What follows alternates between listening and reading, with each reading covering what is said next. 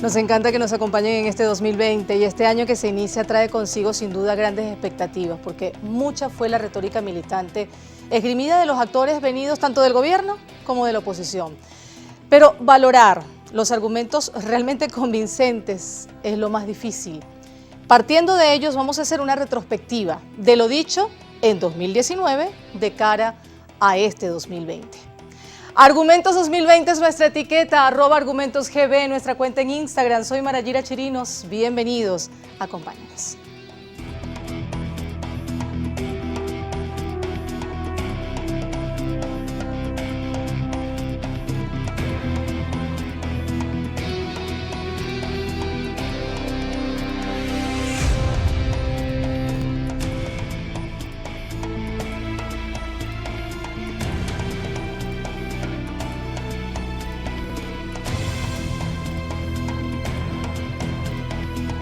El pasado año se trazó una tarea bastante difícil, la reinstitucionalización, un desafío que resulta cuesta arriba toda vez que tantos esfuerzos están rodeados además por algunos escándalos de corrupción que conducen a una crisis moral que también se puso de manifiesto en 2019. Lo cierto es que el abanico de posibilidades sobre lo que pudiera ocurrir en Venezuela políticamente hablando es algo amplio. Uno de los estudios de opinión que más impacto generó cerrando el año fue el de Data Analysis y lo tenemos en www.globovision.com. Luis Vicente León hablaba de ese dilema de la oposición que es que la población quiere elecciones, negociación, que rechaza sanciones. Incluso en su cuenta en Twitter el presidente de Data Analysis aseguraba que ese dilema de la oposición es justamente que la población, ¿qué es lo que más desea? Elecciones, pero elecciones competitivas. Desea negociación para resolver su problema, rechaza sanciones, exacto lo contrario a lo que ella puede ofrecer. Si además promete un cambio que no puede conseguir, el dilema se convierte entonces en drama. Aquí estuvo Luis Vicente León, su director del de Data Analysis, y lo hizo en Vladimir a la 1. Justamente él allí hablaba en términos generales de la situación, hablaba de esas elecciones competitivas. Sus argumentos, vamos a verlo de inmediato. Sí, es que en Venezuela todavía ocurre el fenómeno de que la oposición y el gobierno, si tú los ves en individual, ninguno de los dos es mayoría, son minorías. La mayoría se construye con un medio que se autodefine no alineado políticamente. Lo que pasa es que ese medio no alineado políticamente es libre. Él te expresa que no le gusta el gobierno de Maduro. A algunos de ellos les gusta Guaidó o les gusta el cambio y a otros no les gusta. A otros dicen, no quiero a Maduro, pero tampoco quiero la oposición convencional. Y o sea, ahí es que el país ni siquiera está usando ningún sector militar para sostenerse, porque no hay una movilización que lo ponga en aprietos en realidad. ¿Por qué? ¿Cómo lo logra? Lo logra por dos vías. La primera vía, básicamente, es una estrategia muy intensa de política social, es decir, la penetración de los CLAPs y de los bonos mantiene una conexión, sobre todo en la base de la pirámide, en la población más pobre, mantiene un nivel de dependencia importante con el gobierno. La gente cree que los CLAPs son un elemento secundario.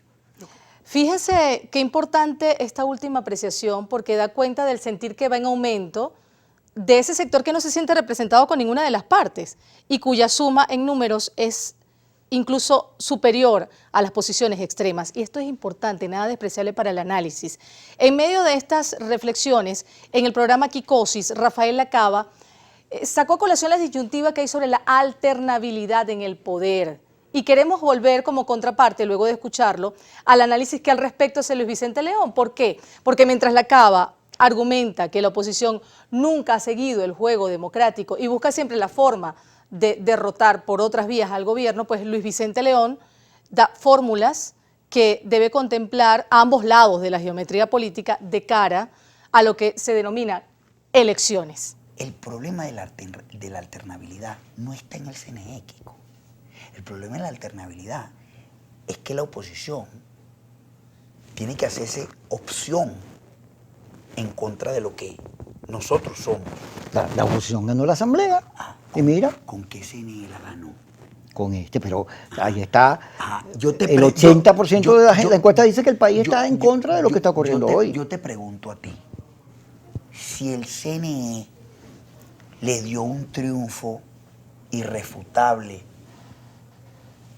a la oposición, al igual que se lo dio en el referéndum del 2007, cuando por 0,01% el CNE dijo que había ganado la oposición la elección. Yo pregunto, si tú cambias el CNE, vas a una elección y el chavismo, como yo estoy convencido, vuelve a ganar las elecciones, yo te garantizo a ti que al día siguiente esos nuevos rostros que va a tener el CNE van a ser desprestigiados por quienes no resultaron electos o favorecidos con el conteo del evento electoral. Ajá. Escúchame, te lo digo con conocimiento de causa, Kiko.